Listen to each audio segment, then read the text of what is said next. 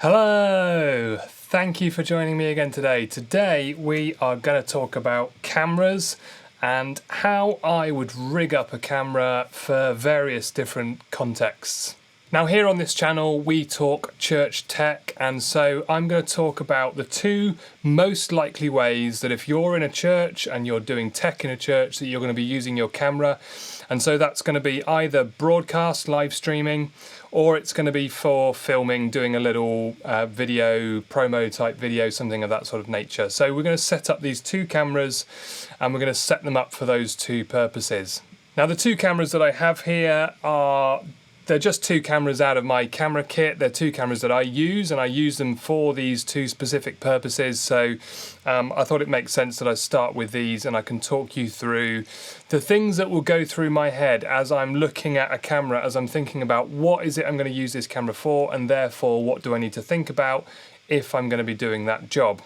So if any of that sounds useful to you, it would be amazing if you can give this video a thumbs up and hit the subscribe button as well, and then you'll be notified about any future videos that come out. So let's take a look at rigging up a camera system.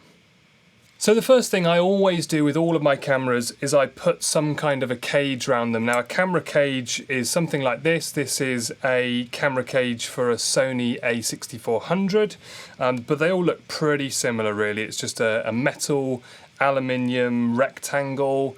They're designed with all the right cutout spaces for the battery compartments and things, so they are specific to each camera. You don't buy a generic camera cage, you will buy a camera cage for your specific camera model.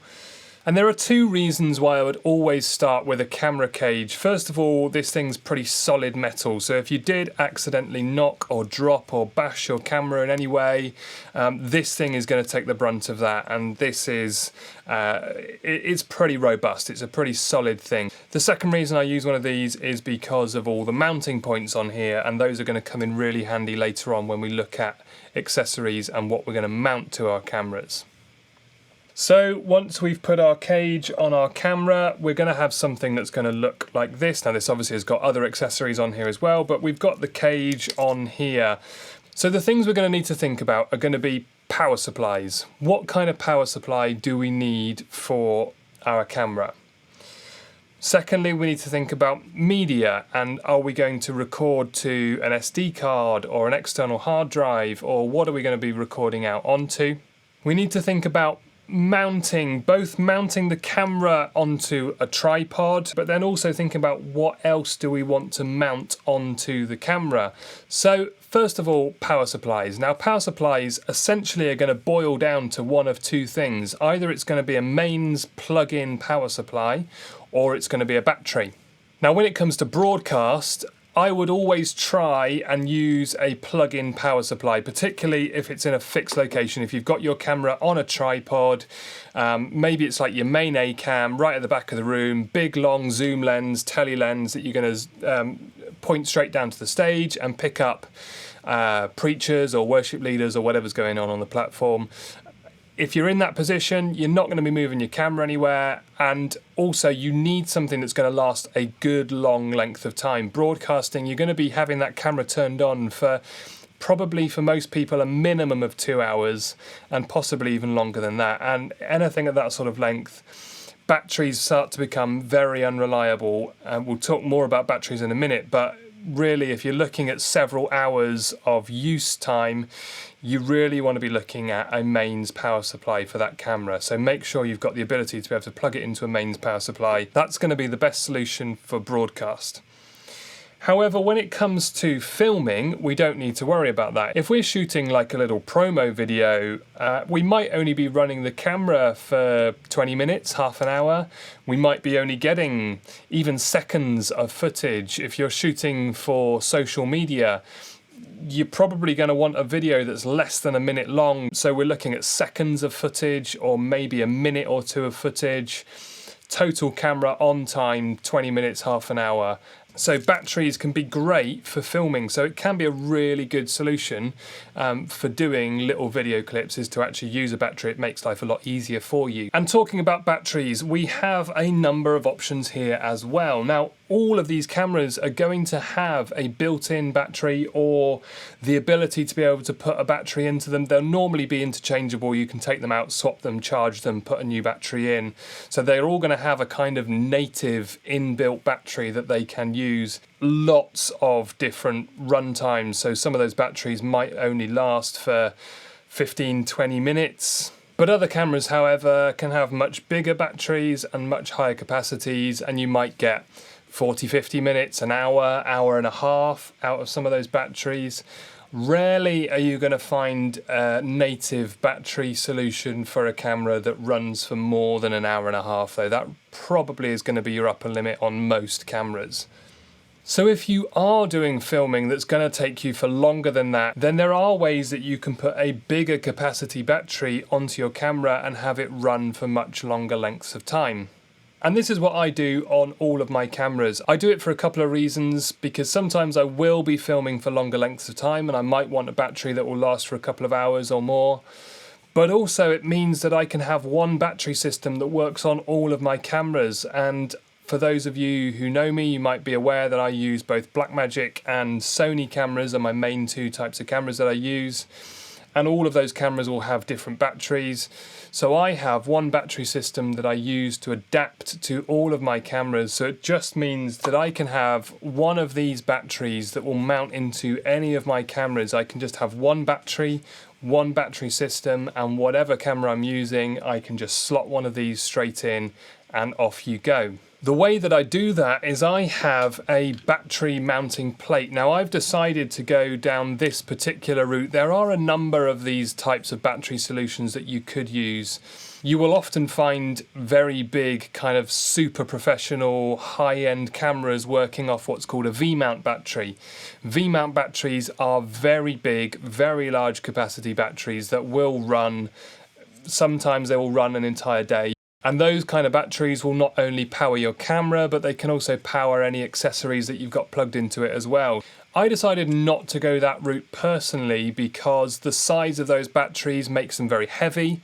It's a very big, bulky, heavy battery. And they're also fairly expensive as well. And I didn't feel I needed to go to that extent to be able to run all of my cameras. So instead, I use the NPF series of batteries. This one here is an NPF 970, but it's a Sony NPF mount that I use, and these batteries come in all different sizes and they will all just fit into the same mounting plate. So you get an NPF mounting plate and an NPF battery, and this then becomes our first accessory that we're going to mount to our camera.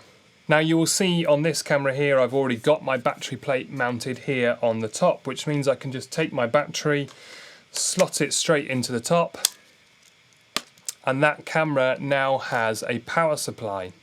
Now to actually get that power into the camera, you will notice that I have here a cable that comes round out of the plate and round into the camera, and in this instance I'm using what's called a dummy battery.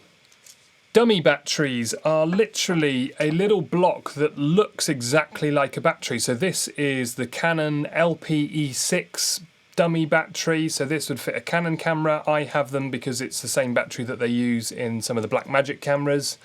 And these batteries will just slot into the battery compartment. But rather than actually being a battery, this is just a block of plastic with some connectors on it that are wired back into a little cable. This cable then can run round and plug into your battery plate. And on these battery plates, so this is the Smallrig battery plate that I use. And on these battery plates, what you'll find is there are actually two output sockets. And it is worth just checking this because different batteries will require different voltages in order to make them work. These plates give you a 7.4 volt output and a 12 volt output.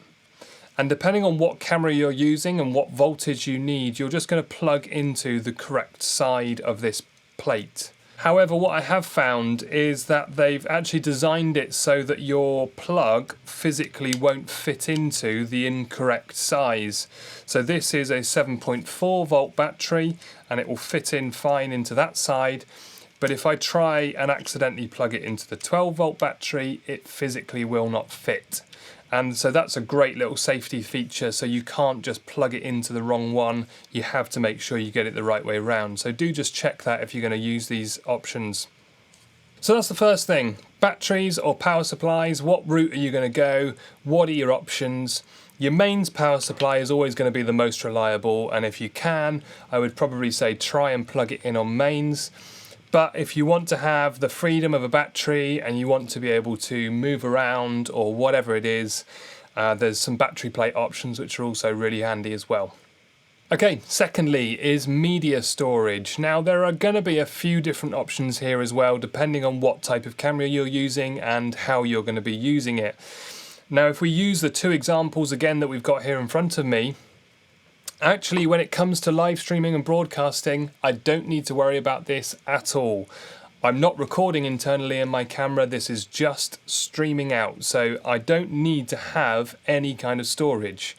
This camera does have the ability to be able to put an internal SSD drive inside here, but I don't, because I only use this for broadcasting and live streaming. So this doesn't need to have any media storage, it doesn't have any other SD cards or SSD drives or anything else on this camera.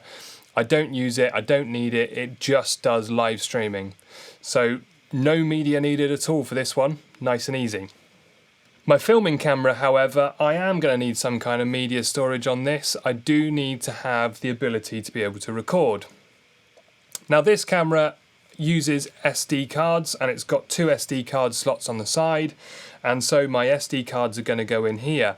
So the thing I need to think about here is, can I get access to my SD card slots? Don't put accessories on your camera that are going to block the ability for you to be able to get to the ports and the sockets and the places that you need to get to on your camera. If you don't need the HDMI out, which is on this side, then that's fine, you can cover it up. You could stick your battery plate on the side of there and it doesn't matter if you can't get to the HDMI port because you don't need it, that's fine. However, if I'm using this for filming, I need access to this side port on here. Okay, so that is media, and just thinking about where are you going to attach your media, what type of media are you going to use, do you even need media at all? Think those things through when you come to rigging out your camera. How do we actually mount this now to our tripod? Well, you're going to want to have a tripod plate underneath here. And again here, for simplicity, I use the same mounting plate for all of my tripods. So I actually have these newer mounting plates here. This mounting plate, you get the plate and the base mount. And these two parts you can buy as a little system. And you can buy this for any of the manufacturers. So Manfrotto or whoever it is that you use, whatever tripod manufacturer you have, you can get the mounting plates normally as a separate accessory. And the reason again I do this is because it means that any of my cameras can mount onto any of my tripods. So I've got a number of different tripods and monopods and shoulder rigs and various different ways of mounting cameras. And I wanted to be able to have a solution where I could take a camera off a tripod, put it onto a shoulder rig without having to start unbolting things and reattaching things. So I just attach one of these plates to my tripod and another one of these to my shoulder rig. And then if I've got one of these plates mounted to the camera will slot onto the tripod, but it will also slot onto the shoulder rig, and it will also slot onto my monopod, and whatever it is that I'm using, I can take the camera, chuck it on the relative support that I need, and move any of my cameras to any of my supports backwards and forwards without having to start undo things and redo things and nuts and bolts and whatever else you might need. And then the final thing you're just going to want to think through is any other accessories that you're going to have mounted to your camera. As I said at the beginning, you might need to think about, is there anything else that you need to mount to your camera? For example, do you need to be able to mount a shotgun mic on top of your camera? Possibly if you're doing filming and recording, that might be something that you might need to do. You might have a lapel mic or something on the person that you're filming, but you might need to have a shotgun mounted on top of here. But if you're doing broadcast, then microphones isn't something you need to worry about. You're not going to be taking the audio from this camera. We're only going to be taking the video, and we're going to be having our audio from somewhere else. So we don't need to worry about any audio off this camera. So microphones just doesn't even need to be a consideration. The other thing, as I've mentioned, is external monitors. Do you need to put an external monitor on your camera? Potentially, in both of these situations, you might want an external monitor on there. These things can be really useful at helping you with focusing in particular. Just having a bigger monitor, being more able to see what's going on in your shot can really help you to dial in that focus. So if you need to be able to get your focus exactly right, an external monitor can be very useful. It can also help with setting exposure levels. There's various tools often built into these that help you to expose correctly and to make sure you've got the right levels coming into your camera. So they can be really useful. There are times when they can be either just more visible than the screen that's built into the camera, or offer some additional tools to help you to do whatever it is that you're doing. So think all of those things through and have fun. It's something that you can experiment with. It's something that you can play with. You can try various different solutions out, try different batteries, try different mounting positions, and then get creative and just think about where you can position things. So that's it. Hopefully something in there has been helpful for you. If it has, please do give this a thumbs up. That really helps if you can do that. So thank you very much, and I will see you in the next video.